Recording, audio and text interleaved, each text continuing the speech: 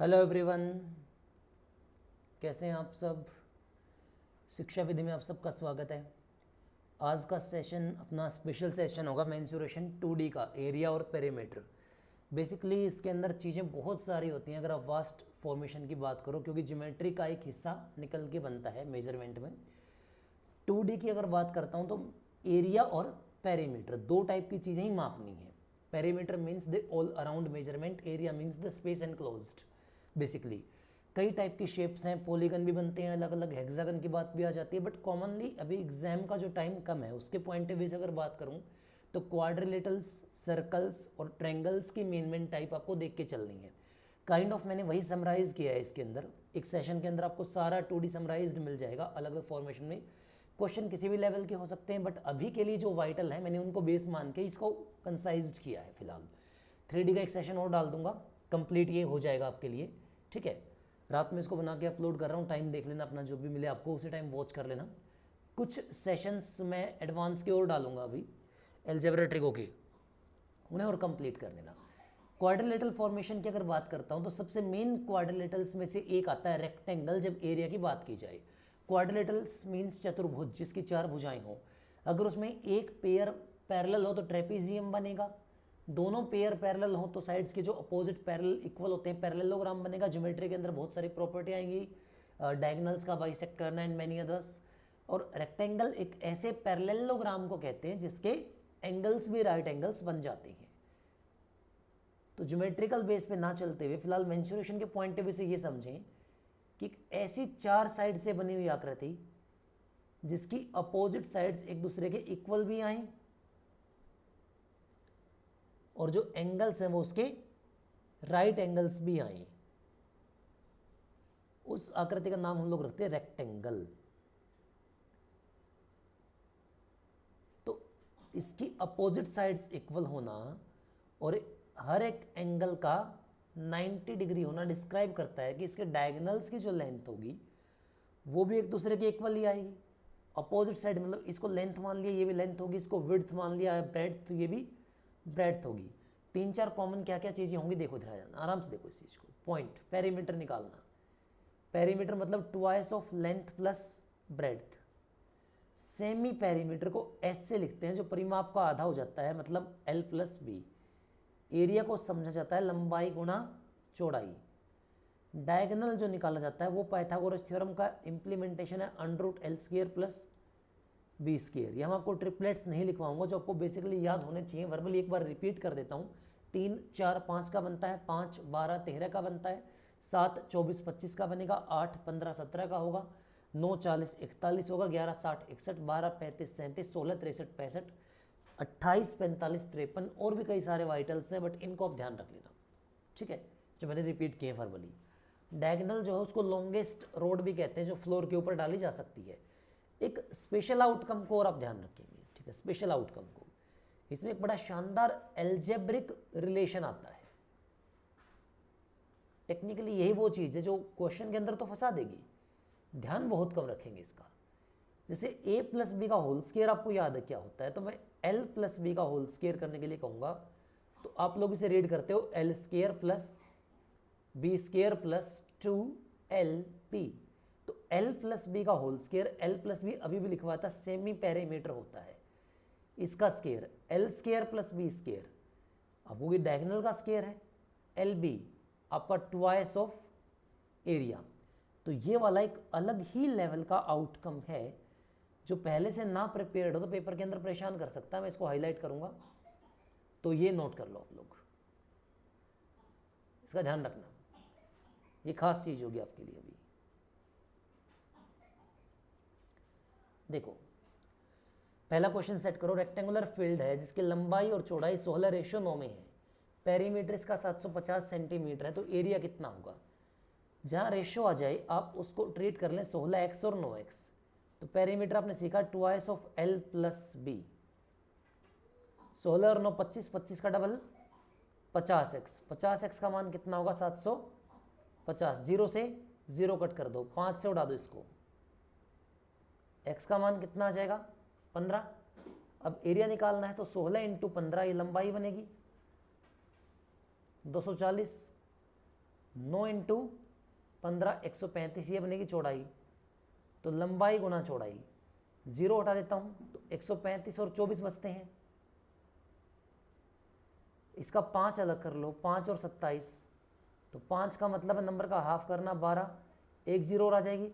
12 से इसकी मल्टीप्लाई कर दो, 12 दूनी 24, 12 सत्ते 84, तो 4 8 4 12, 2 1 3, 324, 32400, 32400। यहाँ देखो perimeter of top of rectangular table is 28 metre, जहाँ इसका एरिया 48 सेंटीमीटर स्क्वायर है। तो लेंथ ऑफ डायगोनल क्या होगा? इसको आप जो भी जुगाड़ लगाना चाहो लगा लो, मुझे कोई दिक्कत नहीं है। आपका नहीं बनेगा फिर मैं बता रहा हूँ उससे। आप पेरीमीटर होता है twice of L plus B, जो 28 है, तो कट करोगे एल प्लस बी कितना आएगा? 14। और मैंने आपको ये सिखाया था सेमी पेरीमीटर का जो स्क्वायर है वो diagonal square plus twice of area होता है। तो 14 का square diagonal square twice of area, 48 का डबल 96, और ये 196 है। 96 माइनस करेंगे 100 बचेगा जो डायगोनल का स्क्वायर है। तो डायगोनल 100 का रूट आएगा, 100 का रूट कितना आएगा? 10। ठीक है, एल्जेब्रिक रिलेशन अभी सिखाया था। विड्थ 3/4 ऑफ लेंथ है, एरिया 300 है, तो 3x 4x में आपकी विड्थ और लेंथ है। तो मल्टीप्लाई मारूंगा 3 into 4 12, x into x, x का स्क्वायर 300 उड़ा दो, 12 दूनी 24, 12 पंजे 60, एक्स का स्क्वायर 25 है, एक्स का मान कितना आया? 5। डिफरेंस बताना है लेंथ विड्थ का, 3 और 4 का डिफरेंस 1 एक्स ही आएगा, तो 5 ही आपका आंसर हो गया। नेक्स्ट को देखो, लेंथ रेक्टेंगुलर प्लॉट की 20 मीटर ज़्यादा है ब्रेड थे, फेंसिंग की कॉस्ट। ये दो चीज़ें आपको आई थिंक सो रिकॉल है।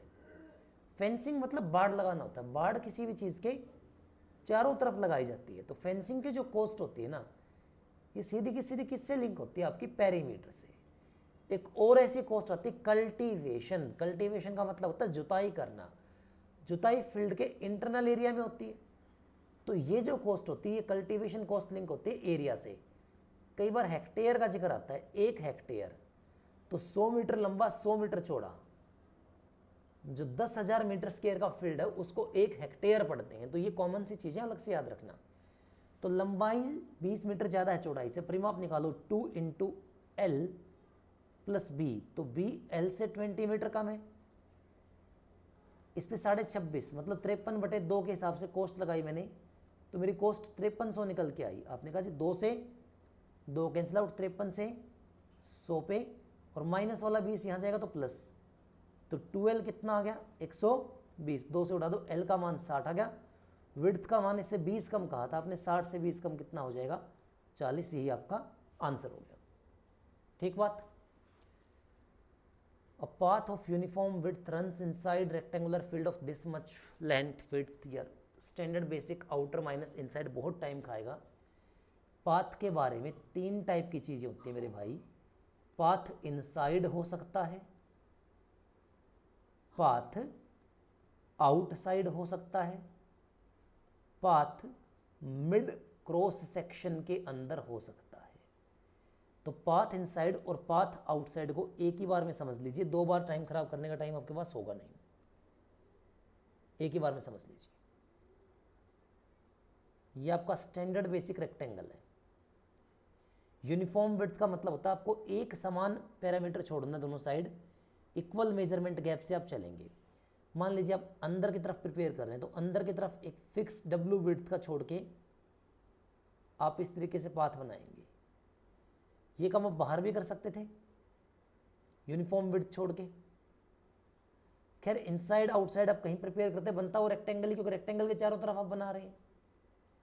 और विड्थ हर केस में मैंने डब्ल्यू मान रखी है, तो डायरेक्ट सिखा रहा हूँ पाथ का एरिया। जो पाथ का एरिया होता है ये होता है width into P plus minus 4 time of W. Plus कब करना है? जब पाथ आउटसाइड है। माइनस कब करना है? जब पाथ इनसाइड है। मिड क्रॉस सेक्शन अलग से सिखा दूंगा क्वेश्चन के साथ। अगर ये क्लियर करते हो और कैलकुलेशन अच्छे तरीके से रखते हो तो फिर ये बहुत कम टाइम में कवर होगा, देखना जरा। तो हमने कहा ठीक है पाथ इनसाइड बोला गया है तो अप्लाई कर देते हैं पेरीमीटर। 30 30 60 70 का double 140 minus 4 time of width into width, ये वैल्यू किसके बराबर है 600। इनका ओके ठीक है। 4 कॉमन आ रहा है, 4 से कट मार दो। 35 माइनस विड्थ इंटू विड्थ, 4 से उड़ाओगे तो 150। इसका फैक्टर निकालता हूँ, 35 माइनस विड्थ यानी 35 के आसपास, 30 इंटू 5। तो विड्थ का मान अगर 5 मान लिया जाए यानी 5 कंप्यूट कर दिया जाए, फैक्टर का डिफरेंस 35 है, तो 30 और 5 का सम 35 अपने आप आ जाएगा। तो 35 में से 5 हटाओगे, 30 इंटू 5 150 ही बनेगा। तो विड्थ कितनी है 5। फैक्टराइजेशन का भी एक स्टैंडर्ड कंसेप्ट है, मैं क्वाड्रेटिक की अलग वीडियो बना के समझा भी दूंगा इस बात को। पूरा टाइम लगाते हैं तो फिर पेपर क्रैक नहीं होते, वो सीधी बात है। एक स्मार्ट अप्रोच में रखनी पड़ती है पेपर क्रैक करने के लिए। एक लोन बना रखा है जो रेक्टेंगल की फॉर्म में है, विड्थ और लेंथ 3:4 में है। लोन का एरिया आ गया 1/12 हेक्टेयर। तो बताया था हेक्टेयर अभी मैंने, 10,000 मीटर स्क्वायर। इसका 1/12 3 इंटू 4 यानी 12x स्क्वायर के बराबर है। तो ये 12 और 12 144 बनेगा। इसका रूट निकालोगे तो 100 आएगा बटे में 12। ये मेरा x का मान आ जाएगा। तो मुझसे क्या पूछा है, विड्थ ब्रेड्थ जो 3x है, 3 इंटू 100 बटे 12। तो 3 से कट करोगे 4 पे, 4 से उड़ाओगे 25 पे, मतलब जो आपकी विड्थ आएगी वो कितनी आएगी 25 आएगी। शानदार तरीका है, टाइम तो ऐसे ही बचेगा। रेक्टेंगल 60-40 की लंबाई का 2 क्रॉस रोड। ये किसकी बात मैं कर रहा था कि एक जो तीसरा कंसेप्ट बनता है वो ये बनता है कि जो पाथ आपका आ जाए इस बार वो बिल्कुल बीचों बीच आ जाए। बीचों बीच पाथ आ जाए तो कैसे करना है देखो यार, ये सीधा नहीं बन रहा। चलो भाई इस बार तो टेढ़ा मेढ़ा जैसे बने कर लेना एडजस्ट, समझ जाना ड्राइंग खराब है। मैं इसका बीचों बीच रास्ता निकालूंगा, समझिए बात को आराम से। मैं कलर चेंज करता हूँ, कॉम्बिनेशन सेट करता हूँ, दिखाता हूँ आपको भी। क्रॉस सेक्शन रास्ते का तो ये मतलब है, एक तो ये बनेगा, दूसरा ये बनेगा। इसमें क्या होगा, जो 2 पाथ क्रिएट हो गए इसमें एक क्रॉस सेक्शन ओवरलैप करेगा दूसरे से, ध्यान से देखोगे तो ये वाला क्रॉस सेक्शन ओवरलैप कर जाएगा। तो इस क्रॉस सेक्शन का एरिया निकालना स्टार्ट करो। लंबाई 60 है तो ये वाला 60 मीटर लंबा 5 मीटर चौड़ा, प्लस में ये वाला 40 और 5 का, और जो क्रॉस सेक्शन ओवरलैप कर गया ये 5/5 यानी 25 का। तो ये कितना बनेगा 300 200 500, 500 में से 25 गया, 475 मीटर स्क्वायर मेरा पाथ का एरिया आया। 60 पैसे मतलब 60 बटे 100 रुपये के हिसाब से खर्चा लगेगा। किसी को भी कट कर लो, 0 से 0, 2 से 3 पे, 2 से 5 पे, 5 से आप इसको उड़ा दीजिए, 5 3 45, 95 का 3 गुना 285 मीटर स्क्वायर आपका हो जाएगा नेट एरिया। ठीक है, अब देखते हैं अगला क्वेश्चन। देखो अगला क्वेश्चन, अब ratio of length and width of rectangular field is 3:2। केवल लेंथ को 5 मीटर से बढ़ाया जाता है तो नया एरिया 2600 मीटर स्क्वायर। तो नए पैटर्न पे क्या इम्पैक्ट आता है, जो पहले वाले आप ऐसे क्वेश्चन कभी देखोगे तो वो सिंपल लाइक बढ़ा दिया, इतना इंक्रीज हो गया, डायरेक्टली वैल्यू पूछ ली, ऐसा क्वेश्चन होता था। अब ये ज़्यादातर क्वाड्रेटिक बेस करके ऐसे बनाए जा रहे हैं कि कैलकुलेशन के अंदर टाइम ज़्यादा कंप्यूट हो। जैसे मैं इस क्वेश्चन की बात करूँ, ट्राई करके देखो, या पीछे मैंने क्वाड्रेटिक के कुछ एलिमिनेशन करवा दिए और आप इसको ट्राई करके देखो तो आपका यूजुअल जो कैलकुलेशन टाइम आएगा और जिस तरीके से मैं बताऊंगा आपको वो इम्पैक्ट चेक करना है, और वही सारा मेन खेल होगा आपका। तो 3x 2x ये तो पहले बात करता आ रहा हूँ मैं, इसको बढ़ा दिया 3x + 5, इसकी मल्टीप्लाई 2x से करनी है, और ये नया एरिया कितना आना चाहिए 2600। आप 2 से इसको उड़ा दोगे कि भाई हाँ ये 1300 हो जाएगा। तो यहाँ जो खेल क्वाड्रेटिक के अंदर बनना है आपको उसे इरेडिकेट करना होगा। 3x + 5 × x अगर 1300 है तो x का ऐसा वैल्यू फैक्टर से ही क्यों ना निकाल जाए, ये इंपैक्ट डालता है, फैक्टर से ही क्यों ना निकाल दें। तो 13 अलग कर दिया, 100 अलग कर दिया। 100 को अगर मैं तोड़ने की कोशिश करूँ इस टेबल के अंदर तो 5 और 20 हो जाएगा, 13 पंजे 65 और 20, तो ये फैक्टर निकल के अभी मुझे लग रहा है 65 और 20 एक फैक्टर हो सकता है।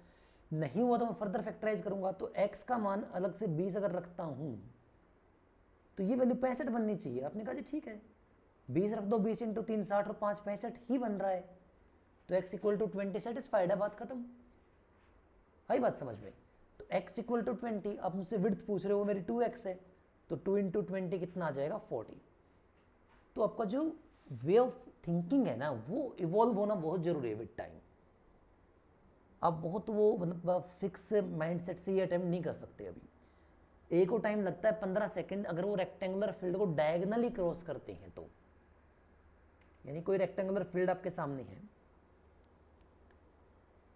कोई ए नाम का पर्सन है, उसने इसे क्रॉस करने का सोचा, बट वो साइड्स के अलोंग ना जाके डायगनल के अलोंग प्रेफर करता है, तो उसको 52 मीटर पर मिनट की स्पीड से 15 सेकंड लगते हैं। 52 मीटर पर मिनट 15 सेकंड, 60 सेकंड के हिसाब से बताओ। तो आपने कहा जी डायगनल की लंबाई आ गई 13 मीटर। तो यहाँ से कई बच्चे 5, 12, 13 का ट्रिपलेट भी आइडिया ले सकते हैं, वो भी ठीक है, कोई बुराई नहीं है उसके अंदर। कोई दूसरा पर्सन है बी, टाइम उसे भी सेम ही लगता है, लेकिन वो अलोंग द साइड्स ट्रेवल करता है, मतलब यहाँ से स्टार्ट करके यहाँ आता है बी वाला बंदा। तो एल और बी दोनों ही चला है, लेंथ और ब्रेड्थ। इसकी स्पीड कितनी रही? 68 मीटर पर मिनट। टाइम इसको वही लगा है, यानी ये वैल्यू कितनी आ गई 17। तो अपने जो 5, 12, 13 सेटिस्फाइड भी है, तो एरिया 5 इंटू 12 60 हो जाएगा। और अगर ट्रिपलेट सेटिस्फाई ना हो तो पहले बता चुका हूँ, एल प्लस बी को हम एस कहते हैं, एस का स्केयर, फिर रिकॉल करवा रहा हूँ आपको, D square plus twice of area, और आपको हाँ ये भी सिखाया था। तो 17 का स्केयर माइनस डी यानी 13 का स्केयर, ये ट्वाइस ऑफ एरिया है। इस पर आप ए प्लस बी ए माइनस बी डाल दो, तो जोड़ोगे 30 घटाओगे 4, ये ट्वाइस ऑफ एरिया होगा, तो इसे 2 से कट कर दो, 2 पे 60 आंसर तब भी आ जाएगा आपका। तो अगर ये नॉन ट्रिपलेटिक भी बन जाए तो स्टिल आपको पता ही ये ऐसे करना है, सिखाया गया है। साइड मेजर करते टाइम रेक्टेंगल की लेंथ 5%, एक हिस्सा 5% बढ़ गया, दूसरा 2% कम हो गया, तो एरिया इस पर नेट परसेंट अप्लाई कर दिया करो। प्लस का 5%, माइनस का 2%, प्लस में 5 इंटू माइनस का 2 बटे में 100%, तो ये बनेगा 3%। ये 10 कटेगा तो 0.1, तो 2.9% का आपका ओवरऑल एरिया ज़्यादा आएगा इस रॉन्ग मेजरमेंट की वजह से। तो इस पर तो सीधा नेट परसेंट से काम चल जाता है। अगली शेप जिसका रेक्टेंगल का ही मान लीजिए छोटा भाई है स्केयर, क्या ही फ़र्क पड़ता है कि उसमें एडजेसेंट साइड्स इक्वल नहीं हो पाती, अपोजिट साइड्स इक्वल रहती हैं। स्केयर के अंदर आपकी जो सारी की सारी साइड्स हैं वो सारी इक्वल हो जाती हैं, एंगल तो राइट एंगल रहती हैं। तो किसी भी क्वाड्रिलेटरल का जो सिमेट्रिकल फॉर्म है, जिसे आप कहते हैं regular polygon, equi angular equal sides, वो ये स्केयर होता है। तो एल और बी हटाकर ए आ जाता है हर जगह। तो पेरीमीटर निकालना है तो आप इसे रिकॉल कर सकते हैं 4a। डायगनल जो कोने से कोने की जरूरत, जहां आपने पढ़ा था √L square plus B square, वो सीधा सीधा √2a बन जाता है। अब एरिया को देखने के 2 तरीके, 3 भी लिख देते हैं लोग, वो ठीक है। a इंटू ए यानी ए स्केयर, हाफ डी स्केयर, ये तो कॉमन चलता है। खैर इसके ऊपर तो कोई ज़्यादा आर्ग्यूमेंट्स नहीं होने चाहिए किसी भी टाइप के, ठीक है। और जो चीज़ें हैं वो थोड़ा आप देख सकते हैं टाइम के हिसाब से, टाइम के साथ देख सकते हैं और चीज़ों को कि ये कितना चलेगा। पी स्केयर बाई 16 का भी एक मेथड डिफाइन किया जाता है, बट थोड़ा मैं उसको हटाऊंगा। अच्छा, एक तो ये पॉइंट ध्यान रखना, मैंने आपको ये पॉइंट समझा दिया कि ऐसे होता है। इंटरेस्टिंग बात है, इसका जो साइड्स का रेशियो होगा ना, मान लीजिए आपके पास एक छोटा स्केयर है, एक बड़ा स्केयर है, इसको मैं S1 नाम दे रहा हूँ, इसको S2 नाम दे रहा हूँ। तो इनके जो साइड्स का रेशियो होगा वो A1 रेशियो A2 होगा। इनके जो पेरीमीटर का रेशियो आएगा वो भी A1 रेशियो A2 आएगा। इनके जो डायगनल का रेशियो होगा ना, डायगनल्स का, वो भी A1 रेशियो A2 आएगा।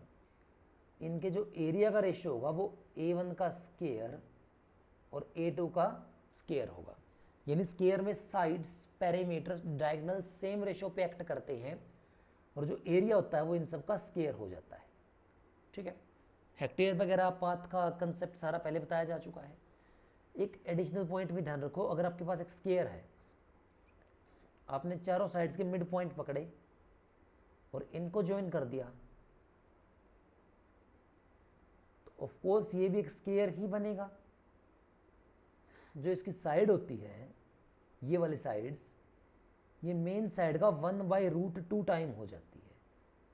और जितनी बार आप ये मिड पॉइंट ज्वाइन करेंगे उतनी बार ये ऐसे ही होगा, क्योंकि यहाँ साइड के ट्रायंगल से मैं इसको प्रूफ भी कर सकता हूँ। मान लीजिए आपने इसके मिड पॉइंट्स निकालने हैं, तो ये 1/√2 जो बताया ना मैंने, ये a/√2, इसका 1/√2 टाइम हो जाएगा, यानी a/2 बन जाएगा। एक स्केयर का डायगोनल 4√2 है, एक अनदर डायगोनल स्केयर का पूछा है, कितना डायगोनल होगा जिसका एरिया डबल है फर्स्ट का। दो कंसेप्ट है, वैल्यू निकालो वेरीफाई करो तो चलता ही है। लेकिन अगर मैं डायरेक्ट करने के लिए कहूं तो इन दोनों के जो एरिया का रेशियो है ना वो 1:2 है, और मैंने कहा था जो एरिया का रेशियो होता है वो इनकी साइड्स का स्केयर होता है वास्तव में। तो साइड्स का रेशियो क्या आएगा, a1/a2 में 1/√2। बता चुका हूं अभी अभी जो साइड्स का रेशियो है वही इनके डायगोनल का रेशियो भी होता है। तो सीधा क्रॉस मल्टीप्लाई कर दीजिए, 8 आंसर आ जाएगा बिना किसी डायग्रामेटिक वेरिफिकेशन के। टाइम बचाना है तो ऐसे आप काम करेंगे। Perimeter of a square which is symmetrically inscribed in semi circle of radius 10 centimetre. बहुत प्यारा क्वेश्चन है। आप पहले एक आराम से क्रिएट करो सेमी सर्कल।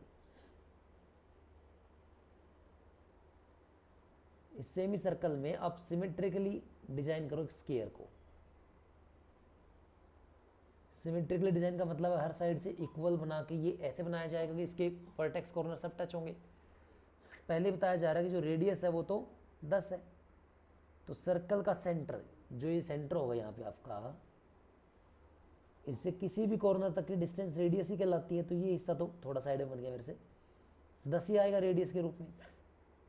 ये साइड ए है क्योंकि सेंट्रल पॉइंट बताया जा रहा है, स्क्वायर का एंगल 90 होता ही है, तो इसका हाफ आएगा, इधर हाफ टूटेगा। सेंट्रल पॉइंट से तो ये होगा फिर आपका सर्कल के सेंटर से कोड के डिस्टेंस, ये कैसे मेजर कर लीजिए आपकी इच्छा, a/2। तो पाइथागोरस थ्योरम अप्लाई कर दो। 10 का जो स्क्वायर है वो a स्क्वायर और नीचे a/2 का यानी a²/4 है। तो 100, 4 एकम 4 और 1 5, 5/4 a स्क्वायर है। तो 5 से उड़ा दो 20 पे, 20 चौके 80, a स्क्वायर का मान 80 है तो a√80 हो जाएगा। इसमें 16 का रूट निकल सकता है 4√5। आप जानना चाहते हो पेरीमीटर, पेरीमीटर होता है 4 टाइम ऑफ साइड्स, तो 4 टाइम ऑफ साइड कर दीजिए 16√5। आगे चलिए। Cost of cultivating a square field at the rate of 160 rupees per hectare is this much. तो ठीक है ना, 160 रुपये पर हेक्टेयर के हिसाब से अगर आपने ये रुपए पे किए हैं तो निकाल दो। एरिया 9 हेक्टेयर है और 9 हेक्टेयर होता है 90,000 मीटर स्क्वायर। बिना डायग्रामेटिक सिखा रहा हूँ, सीधा सीधा। ये साइड का स्क्वायर है तो 90,000 का रूट निकाल दो भाई, 9 का रूट 3 आएगा, 10,000 का रूट 100 आ जाएगा, साइड 300 आ गई। फेंसिंग की कॉस्ट निकालनी है तो 4 टाइम ऑफ दिस पेरीमीटर 1200 आ जाएगा, और 75 पैसे यानी 3/4 रुपये, 300 इंटू 3 कितना बन जाएगा, 900 रुपये। समझ के बात को, सीधी कहानी। A square room is surrounded by veranda of width 2 metre, यानी आपके सामने। थोड़ा मैं इस बार डायग्राम बना देता हूँ, आप समझ जाएं। सराउंडेड बाय का मतलब होता है कि बाहर की साइड है, यानी आपने एक स्क्वायर रूम डिजाइन किया, आपने 2 मीटर की चौड़ाई फिक्स करते हुए हर तरफ एक वरामदा बना दिया। एरिया ऑफ रूम बताना है कि एरिया का वरामदा का एरिया इतना है। तो पाथ आउटसाइड, पाथ आउटसाइड क्या बताया था, width into perimeter plus 4 time of width. 2 से उड़ा दो, 32 4 का डबल 8 माइनस कर दो, 24 बराबर है पेरीमीटर है जो 4 टाइम ऑफ ए होता है, तो उड़ा दी सीधा 6। ए का मान 6 आएगा तो एरिया 6 का स्क्वायर यानी कितना बनेगा 36। तो ये जो टेक्निक्स हैं ये आपको बहुत सिंप्लीफाई करके रखेंगे। जो आप आउटसाइड माइनस इनसाइड बेस पे चलते हैं वो टाइम खराब करेंगे को आपका। एक स्क्वायर फील्ड कंटेन्स 2.89 हेक्टेयर्स, तो इसके 10,000 से गुणा कर दो, 28900। ये स्क्वायर फील्ड का एरिया है, ए का स्क्वायर है तो ए इसका रूट हो जाएगा। 289 का रूट 17 होता है, 100 का रूट 10 होता है तो 170। फेंस करना है इसके चारों तरफ 10 metre wide, fence all around, और एक 10 मीटर वाइड पाथ भी बनाना है all around close to the fence inside, very clearly path बनना चाहिए अंदर की तरफ, ठीक है, no big deal. Fencing cost 50 रुपये पर मीटर है, पाथ की कॉस्ट 10 रुपये पर मीटर स्क्वायर है, तो भाई इसका 4 गुना कर दीजिए। 680 मीटर मेरे बाउंड्री है और 50 रुपये प्रति मीटर के हिसाब से मेरा खर्चा है, तो 0.05 से मल्टीप्लाई करूंगा, हाफ हो जाएगा 340, तो 34,000 रुपये तो इसके चारों तरफ बाड़ लगाने के लग जाएंगे। जो पाथ इनसाइड बनना है, पाथ इनसाइड का एरिया क्या बताया था, विड्थ इनटू पेरीमीटर, जो अभी भी निकाल के दिखाया 680 माइनस 4 टाइम ऑफ विड्थ, 640 का 10 गुना करोगे तो 6400 मीटर स्क्वायर एरिया, और 10 रुपये पर मीटर स्क्वायर के हिसाब से ये खर्चा आएगा 64,000 का। तो मेरा टोटल जो एक्सपेंस लगेगा इस एरिया पे खर्च करवाने का वो लगेगा 98,000। इसमें तार लगाने की कॉस्ट भी शामिल है और अंदर रास्ता बनाने की कॉस्ट भी शामिल है। कहता है गिवन शेप ABCD स्क्वायर है, साइड 14 है, ये साइड पूरी 14 बता रखी है। EOF मिड पॉइंट एग्जैक्टली, ठीक है भाई, अगर मिड पॉइंट है तो ये 7, ये 7। EPF एक सेमी सर्कल है जिसका डायमीटर EF है, 14 सेंटीमीटर पूरा हो जाएगा। LMNO एक स्क्वायर है, ठीक है, तो शेडेड रीजन का एरिया बताना है, तो इस सर्कल की जो रेडियस आएगी तो डायमीटर का हाफ यानी 7 ही आएगी। अगर ऐसा है तो आप सीधा कर लीजिए ना, जो ये वाला अब शेप बन गई, एक रेक्टेंगल बन गया, 7 मीटर लंबा 14 मीटर चौड़ा, 14 इंटू 7, इसका एरिया 98 आया। इसमें semi circle half pi R square minus करना है, 77 माइनस करना है, तो 21 तो पहला शेड हो गया। दूसरा फिर से वही रेक्टेंगल निकालना है, 7/14 का 98 तो आएगा। इस बार जिसके अंदर स्क्वायर बनाया गया उसका डायगोनल देखिए 7 ही होगा, और सीधा हाफ डी स्क्वायर निकाल दो, 7 का स्क्वायर 49, 24.5 माइनस कर दो, 74, 73.5। एक शेड ये होगी, एक शेड ये होगी, टोटल शेड इन दोनों को ऐड कर दो, 94.5 metre square net shaded area हो जाएगा आपका, ठीक है। पैरेललोग्राम, अच्छा, ये पैरेललोग्राम पे स्क्वायर गया, रेक्टेंगल गया, मतलब मेन टाइप ऑफ क्वाड्रिलेटरल यहाँ खत्म हो गया। मेंचुरेशन में जो पैरेललोग्राम, रोम्बस, ट्रेपेजियम होते हैं, इनका ज़्यादा बड़ा जो रोल होता है वो आपका ज्योमेट्रिकल पॉइंट ऑफ व्यू से ही होता है वास्तव में। मेंचुरेशन में ये इतना क्रूशियल रोल प्ले करते भी नहीं है। अब पैरेललोग्राम को समझ लीजिए, इसका एरिया निकालने के काफ़ी सारे तरीके हो सकते हैं। फिलहाल आप ये समझो अपोजिट साइड तो बराबर ही है। अगर आपके पास इसकी हाइट गिवन हो, distance between the shortest distance जो पैरेलल साइड की उसी को हाइट बोलेंगे, तो आप सीधा कह सकते हो कि बेस की मल्टीप्लाई हाइट से कर देंगे, ये भी एरिया हो सकता है। और ऐसी जानकारी नहीं है तो फिर मुझे डायगोनल मिला के एक ट्रायंगल क्रिएट होगी जो कि कॉन्ग्रुएंट ट्रायंगल्स हैं दोनों साइड, और इसका मैं हेरोन्स के हिसाब से एरिया निकाल सकता हूँ। हेरोन्स का एरिया क्या होता है, S यानी semi perimeter, S minus A, S minus B, S minus C under the root. ये एक ट्रायंगल का एरिया आएगा डायगोनल से, और इसका ट्वाइस कर दूंगा तो मेरा पूरा पैरेललोग्राम का एरिया बन जाएगा। तो बेस हाइट का जब जिक्र ना हो तो फिर यही सेटअप करना है मेरे को, ट्रायंगल का एरिया निकाल के डबल। और ट्रायंगल का एरिया निकालने में जो सबसे बड़ी यूनिफॉर्मिटी है, कुछ भी नहीं है हाइट वगैरह, तो फिर वो आपका ये जो हेरोन्स मैंने अभी बताया फिर यही बनता है आपके पास। तो इसने कहा भी डायगोनल जो है वो 80 है, बाकी जो दो साइड है वो 60 और 40 हैं। एरिया बता दो तो एक 60 है, एक 40 है, ये 80 है। ट्रायंगल का एरिया निकालना पड़ेगा, 60, 40, 180, 180 का आधा 90, तो एस का मान 90 है। 90 में से 80 हटाओ 10, 60 हटाओ 30, 40 हटाओ 50 अंडर द रूट, और इस पूरी वैल्यू क्या करना मुझे ट्वाइस, तो ये तो 9 इंटू 10 ही है। खैर अब देखते हैं क्या कर सकते हैं। तो 9 का रूट कितना आ जाएगा, 3, 10 यहाँ और यहाँ है, इनमें भी 10 कॉमन है, 3 इंटू 5 कितना बन गया 15, 10 10 100 600, तो 600 रूट 15 मेरा एरिया ऑफ पैरेललोग्राम बन गया यहाँ से, 600 रूट 15, ठीक है।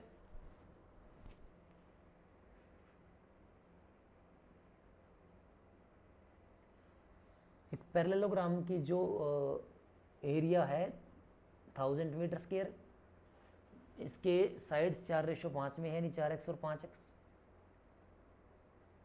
एल्टीट्यूड जो ग्रेटर साइड पे यानी 5x पे वो इतनी है, स्मॉलर पे कितनी होगी? तो भाई सीधी बात है, स्मॉलर साइड इनटू इसकी हाइट, ग्रेटर साइड इनटू इसकी हाइट, यही तो एरिया होता है। x से x कट गया 5 पे, तो ग्रेटर हाइट कितनी हो जाएगी? 4 × 5 यानी 5 × 5 सॉरी 25। टाइम खराब करना है तो कितना ही कर लो, 1000 का भी यूज़ कर लो। अब रोम्बस आ गया, तो रोम्बस से आपको क्या रिकॉल करना है? रोम्बस का मतलब आ गया समचतुर्भुज।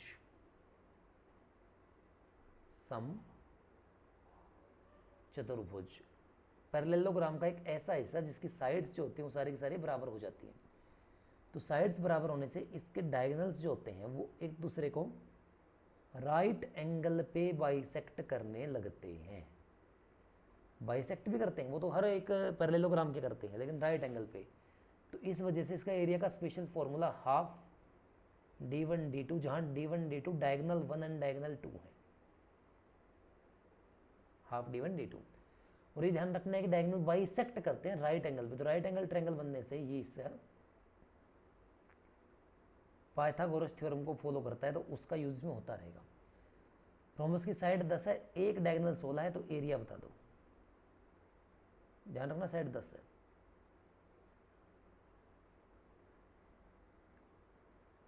ये मान लीजिए 10 दे रखा है, जो एक डायगोनल है वो 16 है, एरिया दूसरे डायगोनल के साथ आ सकता है।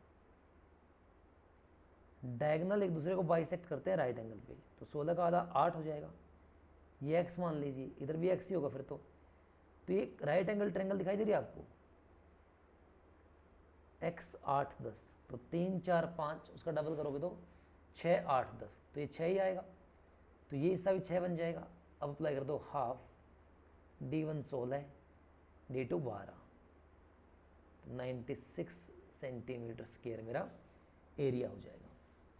अब कह रहा है कि एरिया 256 है, एक डायगोनल ट्वाइस है दूसरे का, तो हाफ d1 d2 जो हो ट्वाइस है d1 का, और ये एरिया 256 है,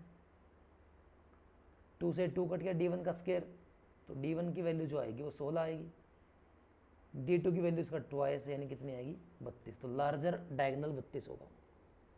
अब ट्रेपीजियम की बात चल पड़ी। ट्रेपीजियम क्या चीज़ है? ये भी क्वाड्रिलेटरल का हिस्सा है, इसमें जो एक पेयर ऑफ साइड्स होता है वो पैरेलल हो जाता है, सिर्फ एक पेयर ऑफ साइड्स, जैसे ये ए है ये बी है। तो पैरेलल लाइंस को अगर सिमेट्रिकली मिलाएंगे तो डिस्टेंस सेम ही आएगी, फिर ये हाइट का रोल भी प्ले करती है, डिस्टेंस बिटवीन पैरेलल साइड्स। तो एरिया होता है half sum of parallel sides multiplied by distance between them, that is height. ये सीधा सीधा एरिया का फॉर्मूला बन जाता है when it comes to a trapezium. Clear रहेगा पॉइंट इतना? ट्रेपीजियम तो कह रहे हैं जो कैनाल शेप के टॉप 12 है बॉटम 8 है, तो 12 8 20 into half into distance between them 840 का एरिया है, 2 से कट करोगे 10 पर 0 से 0, तो हाइट का मान सीधा सीधा 84 मीटर आ जाएगा।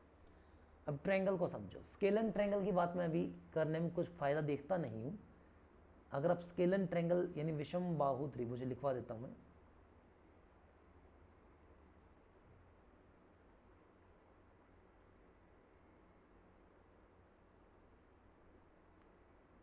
तो कुछ भी इक्वल ना होने से जो इसका एरिया निकलता है वो हीरोन्स से ही पॉसिबल है।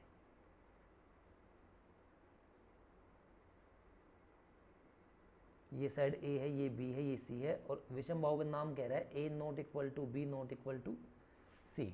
तो पेरीमीटर सारे बच्चे निकाल देंगे A plus B plus C, S निकाल देंगे A plus B plus C divide by 2।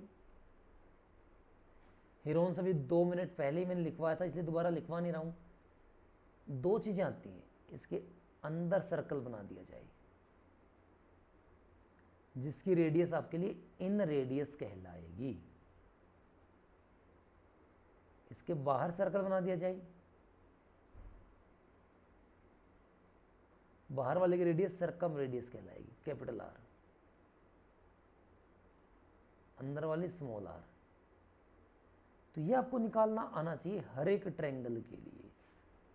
Small R in radius होती है एरिया डिवाइड बाई एस यानी सेमी पेरीमीटर, और कैपिटल आर यानी circum radius, product of all three sides A B C divide by 4 times of your area.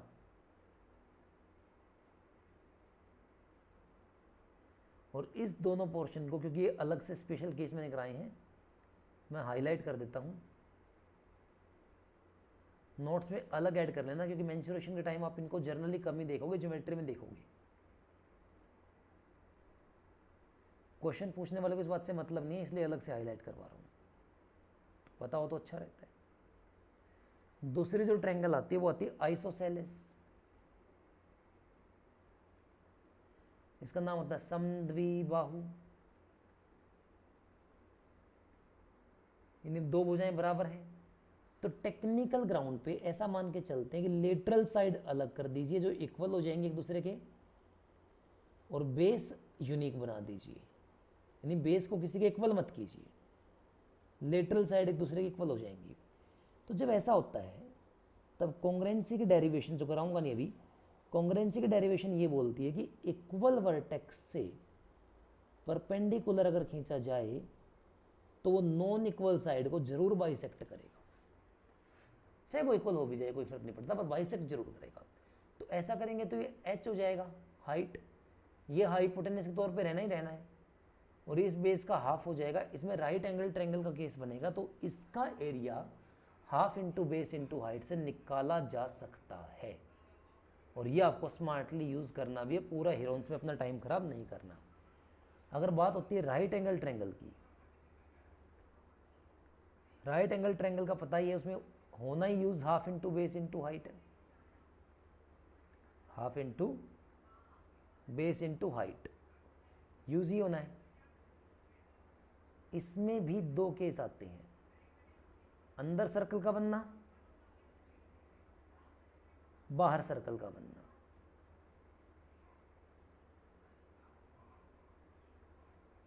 अंदर वाले circle की radius इन radius,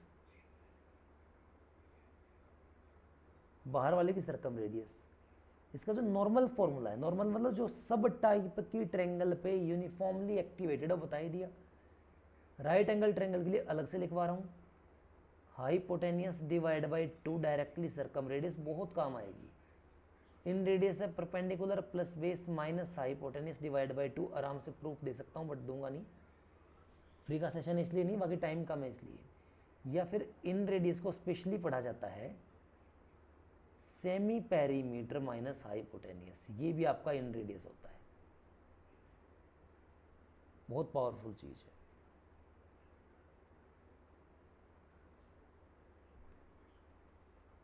ये वाला काम टेंशन मतलब ज्योमेट्री वगैरह जब पढ़ाऊंगा, या ज्योमेट्री की मेरी एक वीडियो है 2.5 घंटे की, काफ़ी साल पहले बना के मैंने डाल दी थी, उसमें देख लेना, पूरी डेरिवेशन करवा रखी है इन चीज़ों की, सारी डेरिवेशन करवा रखी है इन चीज़ों। मोस्ट ऑफ मेंस्ट्रुएशन मेरा कवर्ड भी है उसमें, पर कोई बात नहीं, मैंने ये अलग कर दिया है आपके लिए स्पेशली मेंस्ट्रुएशन का, क्योंकि उसमें ज्योमेट्री का कोर पार्ट था। राइट आइसोसेलेस ट्रायंगल आ सकती है, यानी दो साइड बराबर भी हो जाएं, वो मैं वहीं जब क्वेश्चन आएगा लिख के दिखा दूंगा साथ में, तो मैं सीधा सीधा लिख रहा हूं इक्विलेटरल ट्रायंगल।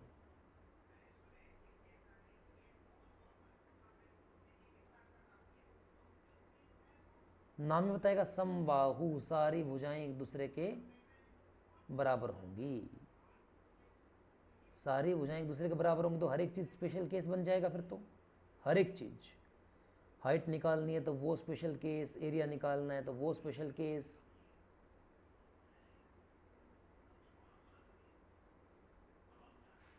पाइथागोरस थ्योरम से आप इसको प्रूफ भी कर सकते, तो हाइट का फॉर्मूला सीधा सीधा बन जाता है √3/2 टाइम ऑफ साइड्स। पेरीमीटर तो खैर पता ही है, तीनों साइडों का योग आने वाला है 3 है। एरिया हाफ बेस हाइट हट के स्पेशल बन जाता है √3/4 a², या फिर इसी को पढ़ सकते हैं h² डिवाइड बाई √3 जो हाइट है। इसको कहीं कहीं मीडियन भी लिख देते हैं क्योंकि इसमें हाइट मीडियन एक ही बात होती है। इसमें कई बार कंसेप्ट आता है बाई सेक्शन की जगह ट्राई सेक्शन का।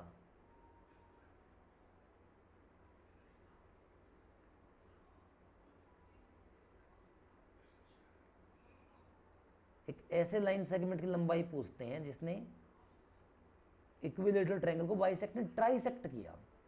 तो ट्राई सेक्शन वाला जो लाइन सेगमेंट है उसकी लेंथ होती है बेटा √7/3 टाइम्स ऑफ साइड। इसकी भी ऑलरेडी बता रहा हूँ, ज्योमेट्री के अंदर पूरा डेरिवेशन करवा चुका हूँ। आप सिंपली अब मेरी बात समझ के याद रख लीजिए। अच्छा, आपने वो अंदर बाहर सर्कल वाली बात की थी भाई, वो तो हर ट्रायंगल के लिए छाप रहे हैं, तो इसका भी छाप लेते हैं। इसने कोई तो नुकसान किया नहीं हमारा। इसमें तो ये भी अच्छी बात है कि इसका अंदर वाला सर्कल और बाहर वाला सर्कल एक ही सेंटर पे लाई करते हैं। ये स्मॉल आर तो ये वाली कैपिटल आर। कैपिटल आर जान चुके हैं सर्कम रेडियस है a divide by √3। Small R in radius है a divide by 2√3। a divide by 2√3। ठीक।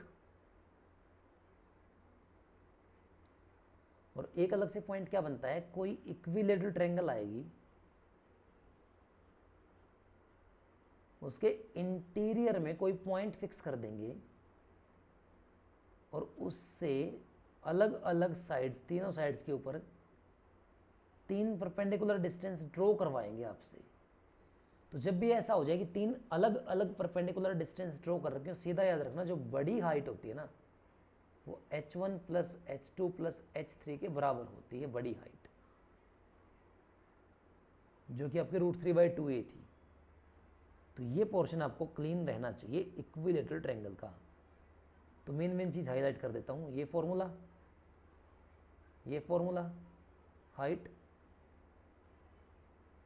एरिया के दोनों कंसेप्ट्स और ट्राइसेक्शन करने वाला सेगमेंट। इंटरनल से अगर हाइट 3 टुकड़ों में तोड़ के अलग अलग ड्रॉ की जाए तो वो ये वाला पॉइंट। ठीक है, रामबाण दे दिया मैंने आपको। परमपिता परमेश्वर को याद करके अब स्टार्ट करो आगे।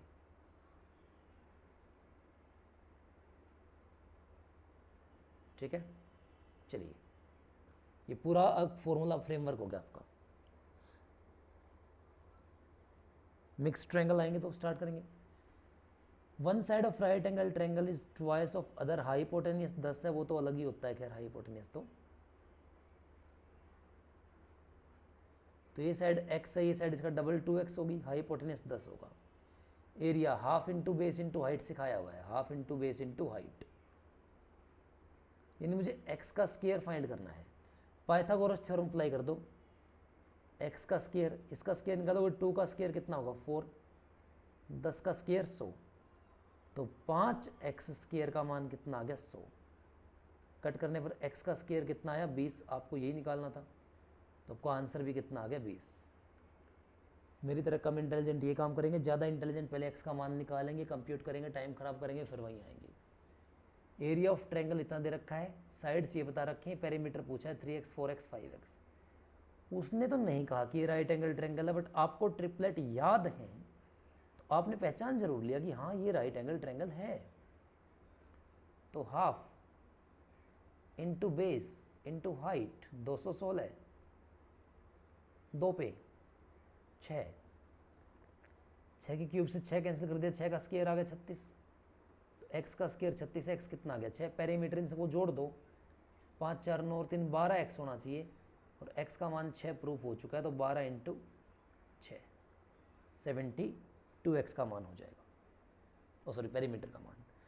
राइट एंगल ट्रायंगल का क्या पेरीमीटर 56 है और एरिया 84 है, तो लेंथ ऑफ हाइपोटेनस निकालना है। कर लो ट्राई आराम से, जब 2 3 4 मिनट पूरा ख़राब कर दो तो तुक्केबाजी करना, और कुछ ना पल्ले पड़े तो फिर मेरी वाली बात याद करना। मैंने कहा था इन radius area divide by semi perimeter होती है। आपने कहा जी बिल्कुल आपने कहा था। एरिया 84, पेरीमीटर 56 है, इसका हाफ कर दीजिए, 3 आ गई। और क्योंकि ये राइट एंगल ट्रायंगल है, इसकी इन रेडियस स्पेशली लिखवाई थी सेमी पेरीमीटर माइनस हाइपोटेनियस, तो 3 बराबर है 28 माइनस एच, तो हाइपोटेनियस का मान कितना आ गया 25। इसलिए जो भी पॉइंट सिखाऊं ध्यान से सीख लिया करो, ठीक है। और ऐसा नहीं कि ये बात आज से, देखो ये लिखवा रखी है, सदियों पहले से मैं जब से पढ़ाता आया हूँ तब से ये चीज़ करवा रहा हूँ। अलग अलग पुनर्जन्म लेके भी बात करवाई है, तो आप शायद भूल गए होंगे, अब याद रख लेना। ये बाकी टीचर्स तो अब कॉपी करने लगे इन चीज़ों को। एक आइसोसेलेस ट्रायंगल है, उसका पेरीमीटर बता रखा है 14, और जो लेटरल साइड से बेस की रेशियो 5 और 4 है, 5x बेस 4x, तो जोड़ूंगा तो कितना बनेगा 14x। इसी का मान 14 है, तो मतलब x का मान 1 है, काट दीजिए, किसी काम का नहीं है। बताया था परपेंडिकुलर खींचेंगे तो बेस को बाइसेक्ट करेगा। 4 का 2 बन गया, 5 का स्क्वायर 25, 2 का स्क्वायर 4, 25 में से 4 हटाएंगे तो हाइट कितनी आएगी √21, half into base into height, कुछ भी टाइम नहीं लगेगा, 2√21। बहुत टाइम खराब करते हीरोन्स ट्राई मारते हुए।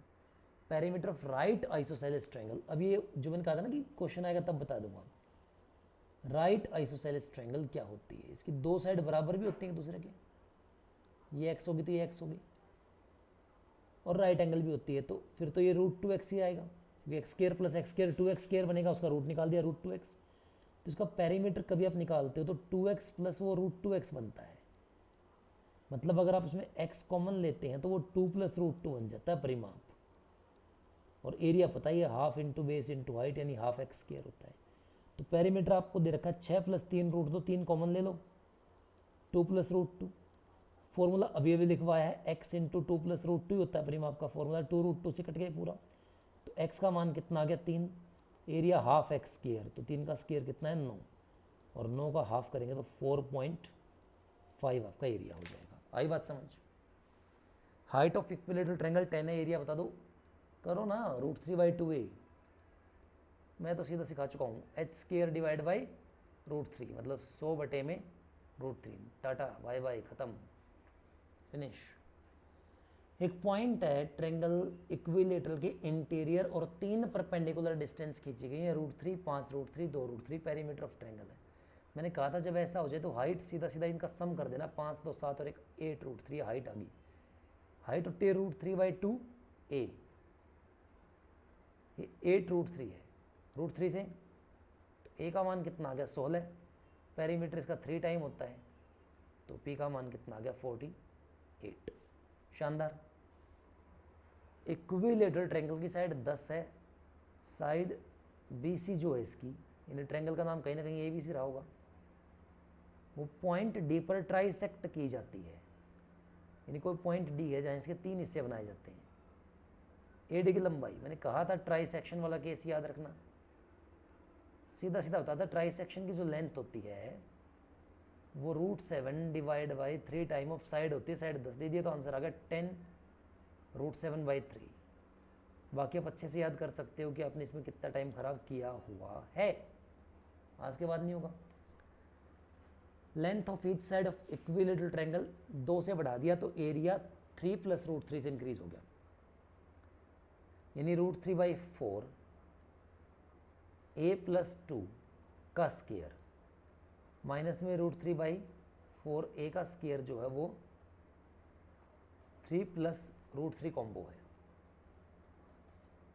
तो अगर आप थोड़ा ध्यान दें यूनिफॉर्मिटी के अंदर तो आपको √3/4 यहां से तो कॉमन आ जाएगा, अंदर a + 2 का स्क्वायर यानी a² + 4 प्लस में 4a माइनस a² नजर आएगा, जो अगर √3 कॉमन ले लिया जाए तो √3 + 1 बन के आता है, √3 से √3, a² से a², ये पूरा डेटा 4 से उड़ा दो, ये बन जाएगा 1 + a बराबर है √3 + 1, 1 से 1 कट गया, तो a का मान सीधा सीधा कितना बचा √3। बहुत प्यारा क्वेश्चन है, शानदार। अब बात आ गई सर्कल की, जो कि आपका फाइनल केस है। सर्कल में इंटरमिक्सिंग बहुत होती है वैसे। तो सर्कल की अगर पूरा एक सर्कल ही समझो तो उसमें सरकमफेरेंस बोल देते हैं, पेरीमीटर बोल देते हैं, आप उसको अलग कर ही नहीं सकते। आपको एक ही करना पड़ेगा। ये रेडियस कहलाएगी। सरकमफेरेंस या पेरीमीटर यहाँ पे एक ही है, all around measurement 2 pi R. Area आप जानते हैं पाई आर स्क्वायर। अगर आप इसका आधा करके सेमी सर्कल को पढ़ने की कोशिश करेंगे तो सरकमफेरेंस आधी होके पाई आर हो जाएगी, एरिया आधा होके हाफ पाई आर स्क्वायर हो जाएगा। दिक्कत आएगी पेरीमीटर में। गोलाई मापोगे तो सरकमफेरेंस मापी जाएगी, सरकमफेरेंस मापी जाएगी तो मतलब ये हिस्सा मापा जाएगा, ये हिस्सा पाई आर आ ही चुका है। लेकिन पेरीमीटर तो ऑल अराउंड मेजरमेंट होता है, जो ऊपर आपने डायमीटर छोड़ दिया ये भी तो मापना पड़ेगा 2 आर।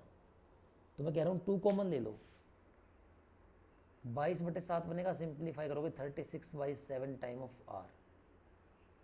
गोल्डन आउटकम दे रहा हूँ, याद रख लेना, बहुत ही टाइम सेविंग है। क्वार्टर सर्कल में तो चौथा ही हिस्सा हो गया, तो ऐसे भाग बढ़ते चलेंगे। तो मैं आपको सीधा ही समझा देता हूँ कि मान लीजिए क्वार्टर वगैरह छोड़ दीजिए, वैसे भी रात को क्वार्टर की बात करना तो अच्छी बात है नहीं, दिन में भी नहीं। तो सेंट्रल एंगल थीटा है ऐसा मान लीजिए, कोई ऐसा सेक्टर आपके पास है, तो इस सेक्टर का एरिया क्या होगा, तो आप इसे कहेंगे pi R square theta divide by 360। इसकी सरकमफेरेंस यानी गोलाई क्या आएगी, 2 pi R theta divide by 360। और पेरीमीटर में क्या होगा, सरकमफेरेंस प्लस हमेशा 2r। ये जो साइड में दो भुजाएं निकली हुई हैं ये भी जोड़ी जाएंगी। ये सेक्टर की सारी जानकारी होगी। कई बार शेड का एरिया पूछ लेते हैं, तो वो आप जानते हैं कि अगर ऐसा क्वेश्चन आ भी गया, मैंने भी डाला नहीं डाला कोई बात नहीं, तो आपको पूरा ट्रायंगल का एरिया माइनस करना है सेक्टर के एरिया में से। एक वायर जब सर्कल बनाएंगे तो रेडियस 56 आई, जब स्क्वायर बनाएंगे तो एरिया कितना आएगा। आप जानते हैं वायर जब सेम है तो पेरीमीटर इक्वल टू पेरीमीटर तो होगा ही होगा, क्योंकि वायर की लंबाई कम ज़्यादा नहीं होती शेप बदलने में। 2 पाई आर, यही है 4a, 7 × 56, 4 से 2 पे 22 चौके 88, तो 88a आ जाएगा। इसका स्क्वायर निकाल दो, एरिया 100 में से 12 कम है, 88 में से 12 कम कर दो 76, और इस 12 का स्क्वायर कर दो 144, 7844, एरिया हो जाएगा 7844। एक वायर जब स्क्वायर बनाएगी तो एरिया 484 आया, सर्कल बनाएंगे तो एरिया क्या आएगा, ए स्क्वायर 484 आया हुआ है, तो ए की वैल्यू 22 आ जाएगी। अब कर दो apply, perimeter 4 time of 22 equal to 2 pi R, 22 से 22 2 पे, रेडियस का मान कितना आ गया 14, और एरिया होगा पाई आर स्क्वायर 22/7 इंटू 14 इंटू 14। 44 10 गुना करूँगा तो 440, 176 मतलब 616, 616 एरिया हो जाएगा। सर्कल का एरिया 22 सेंटीमीटर स्क्वायर बढ़ जाता है जब रेडियस को एक बिल्कुल, अभी इक्विलेटरल ट्रायंगल में यही कराया था। होमवर्क छोड़ रहा हूँ, कमेंट सेक्शन के अंदर वेट करूँगा, आप इसको पूरा सोल्व करके सबमिट करें। एक व्हील जब 7.5 मीटर उसकी सरकमफेरेंस है तो 7 रिवोल्यूशन 9 सेकंड के अंदर लेता है, स्पीड किलोमीटर पर आवर के अंदर बतानी है। पहले बात व्हील है क्या, सर्कल की फॉर्म है, तो व्हील के लिए जो सरकमफेरेंस होती है इनटू नंबर ऑफ रिवोल्यूशंस, यही डिस्टेंस है, 2 pi R multiplied by number of revolution, यही आपकी डिस्टेंस होती है। तो 7.5 मीटर सरकमफेरेंस बताई थी, यानी 15/2 ये सरकमफेरेंस की वैल्यू है, और ये 7 रिवोल्यूशन ले लिए, ये आपकी क्या आ गई, डिस्टेंस।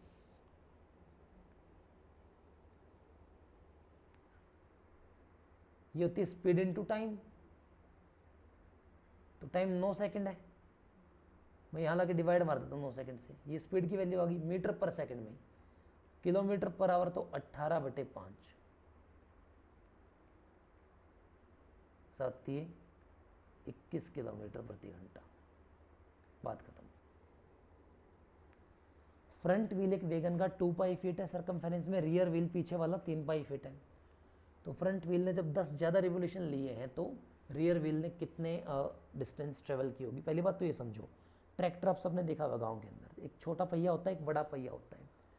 अगर ट्रैक्टर घर से खेत तक जाता है, दोनों पहिए इक्वल डिस्टेंस ट्रेवल करते हैं। फ़र्क ये होता है बड़ा पहिया चक्कर कम काटता है, छोटा पहिया चक्कर ज़्यादा काटता है, लेकिन डिस्टेंस सेम होती है। तो C1N1 पहले के डिस्टेंस, C2N2 दूसरे के डिस्टेंस सेम होगी। तो पहले का जो फ्रंट फीट 2 पाई फीट सरकमफेरेंस है 2 पाई, इसकी 3 पाई है। इसने n रिवोल्यूशन लिए हैं तो इसने इस n से 10 ज़्यादा, डिस्टेंस तो सेम है पाई से पाई। 2n + 20 बराबर है 3n। सीधी बात है n का मान ही 20 आ गया। उसे इक्वेशन 1 में डाल दो या 2 में डाल दो, आपकी इच्छा। 20 × 3 यानी 60 पाई। दोनों साइड से निकाल के देख लो, आपकी डिस्टेंस जो आएगी ट्रेवल्ड वो 60 पाई ही आएगी, क्योंकि डिस्टेंस बताइए circumference into number of revolutions. अब इसको देखो, सर्कुलर स्विमिंग पूल है आपका।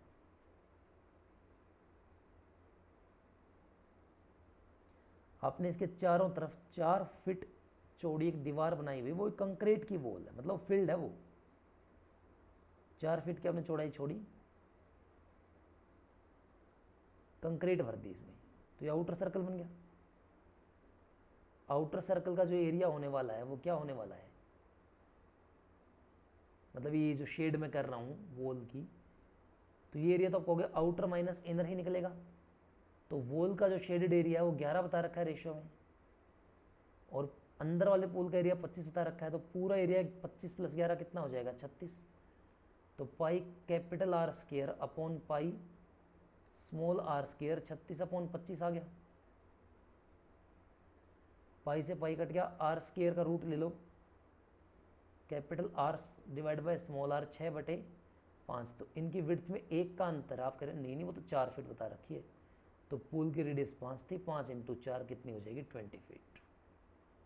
सो आपको रॉन्ग सॉल्यूशंस अवॉइड करने हैं, पैटर्न मॉडिफाई करके करेंगे तो बहुत शानदार तरीके से होगा। एक हॉर्स को टाई अप किया है, एक खंबे से बांध दिया रोप के साथ।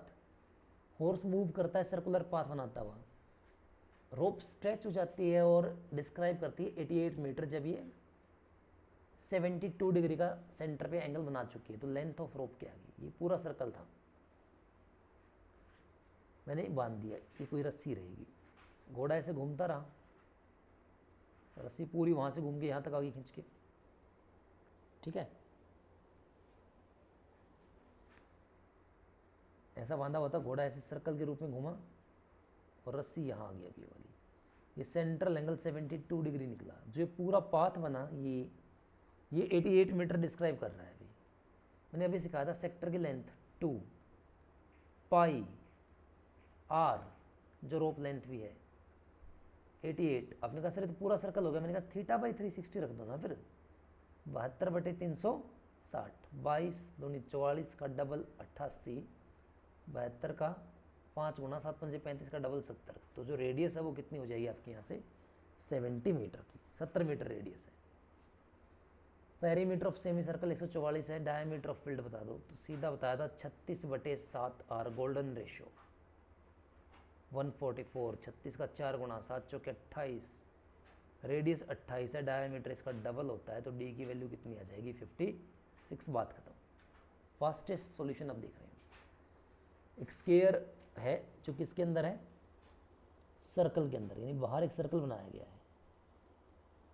सॉल्यूशन में बहुत डिटेल में ध्यान दीजिएगा। इसके अंदर एक स्क्वायर फिट किया गया है, तो आप कहोगे जो एक कॉर्नर से कॉर्नर के डिस्टेंस है, सर्कल के लिए डायमीटर है, स्क्वायर के लिए डायगोनल है। स्क्वायर का एरिया सीधा होता है हाफ d स्क्वायर। सर्कल को पढ़ते हैं पाई R स्क्वायर 220। आगे बात समझ में। तो आप कहोगे ठीक है, पाई का मान तो 22/7 होता है, R स्क्वायर 220 कट कर दो, तो R स्क्वायर की वैल्यू आ गई 70, ठीक है। हाफ d स्क्वायर, ये तो 2R है ना, तो 2R का स्क्वायर कर दो 4R स्क्वायर, यानी जो एरिया आएगा वो 2R स्क्वायर आएगा। R स्क्वायर 70 है, 2R स्क्वायर कितना हो जाएगा 140। आउटकम से भी करवा सकता हूँ, मुझे पता है वो 11/7 होता है, बट अभी फॉर्मूले से करा दिया है। इक्विलेटरल ट्रायंगल के अंदर एक सर्कल छापा गया और उसका एरिया 154 है ऐसे, जो कि होना चाहिए पाई आर स्क्वायर। तो रेडियस आर मान लीजिए, 154 कह रहे हो आप इसको, ट्रायंगल का पेरीमीटर पूछ रहे हो, बाई 7 154, तो आर स्क्वायर 7 इंटू 7 49, मतलब आर का मान कितना हो जाएगा 7। अंदर वाली रेडियस बताई हुई है a डिवाइड बाई 2√3। आप बोगे हाँ लिख भाई, तो आज ही थी, तो 7 का डबल 14√3 a का मान आ गया। इसका पेरीमीटर पूछेंगे तो 3 टाइम आप कर देंगे 42√3। पॉइंट क्लियर है। 4 equal size circular plate cut off किए स्क्वायर जिसका एरिया 784 है ए स्क्वायर, तो ए का मान कितना हो जाएगा 28, यानी 28 साइड वाला मेरा एक स्क्वायर है।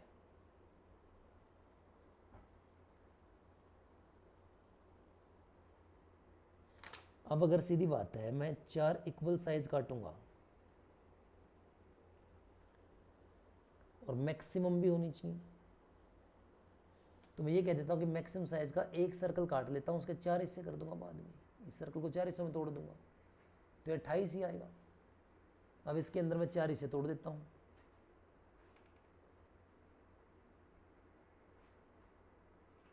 दो हिस्से ऊपर की साइड चले जाएंगे, दो हिस्से नीचे की साइड बन जाएंगे, तो 2r ये 2r ये 4r 28, तो r का मान क्या आ गया 7। ईच का पूछा है, ऑल का नहीं पूछा, तो सर्कमफेरेंस होता है 2 पाई r which is 44। Done. ABC एक इक्विलेटरल ट्रायंगल है जिसकी साइड 2 है। 1 सेंटीमीटर आर्क लेके इसके तीनों वर्टिसेस को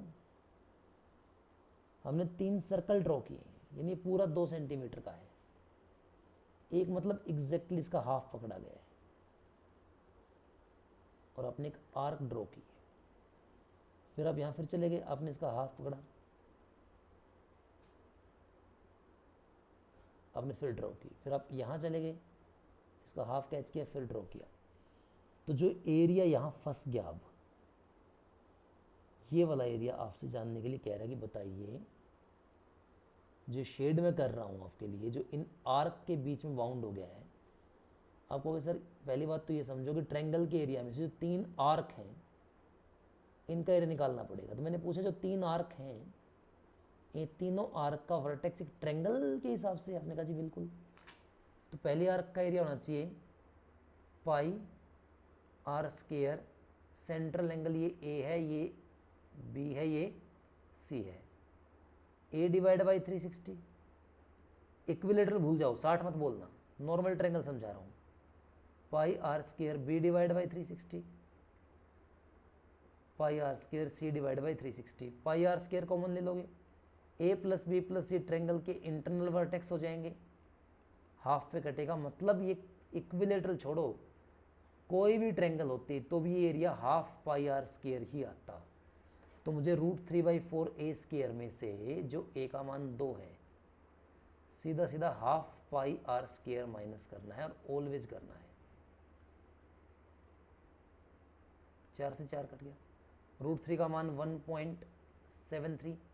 अब 22/7 11/7, 2 डेसिमल इसके निकालने पड़ेंगे 11/7 के, 7 एकम 7, 4 40, 7 पंजे 35, 5 50, 7 7 49, 1.57, तो माइनस करूँगा तो 0.16 मेरा शेड का एरिया आ जाएगा। बहुत शानदार।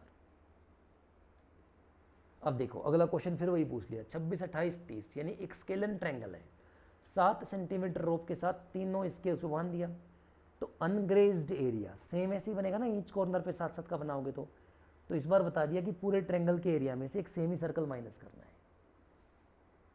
4 circular cardboard piece each of radius 7 centimetre एक साथ प्लेस किए जाते हैं कि प्रत्येक सर्कुलर प्लेट अदर 2 को टच करती है। बड़ा शानदार डायग्राम है, अदर 2 को टच करती है, मतलब ऐसे बनना चाहिए फिर तो ये कि हर प्लेट अदर 2 प्लेट्स को टच करके आए।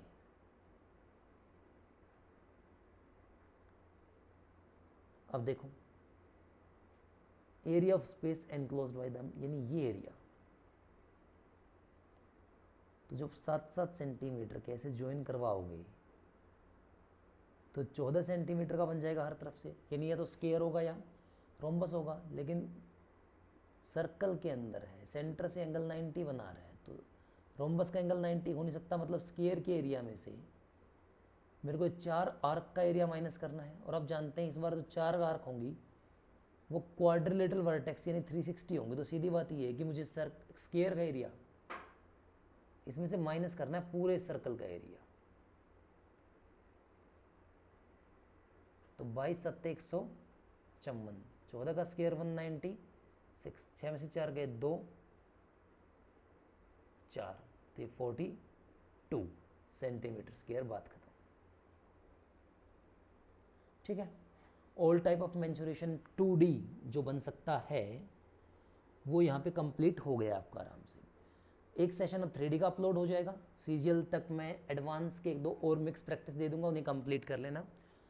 टेंशन फ्री रहो, एडिक्विटी आ गया है, अब नया पैटर्न बन गया है, ये बन गया है, वो बन गया है, कुछ भी होता रहे, चीज़ें फाउंडेशन से बाहर कभी नहीं जाती। सेशंस को कंप्लीट देख लेना, कोई एक्स्ट्रा भड़क लेके मत जाना, चीज़ें अच्छी जाएंगी डेफिनेटली। टिल देन सेशन को पूरी तरह से एंजॉय करना, वॉच करना। सेशन अच्छा लगे तो लाइक शेयर ज़रूर करना, कमेंट करना, अपने दोस्तों से ज़बरदस्ती सब्सक्राइब करवाना पकड़ पकड़ के, ठीक है। ऑल द बेस्ट, जय श्री राम।